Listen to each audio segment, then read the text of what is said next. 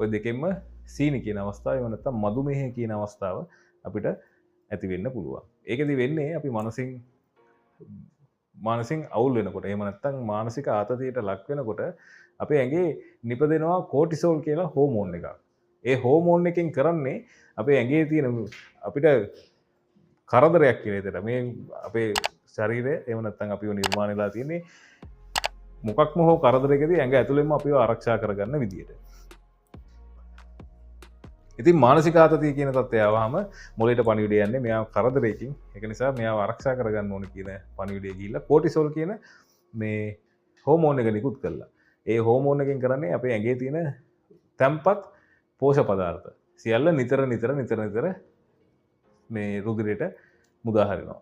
අන්න ඒ අවස්ථාවේදී අර කලින් කතා කරපු අවස්ථාවක් තිබුණා ඉන්සුලින් රෙසිස්ටන්ස් කියන තත්ත්වය. අන්න ඒ වගේ තත්ත්වයක් ඇති වෙලා ඊටම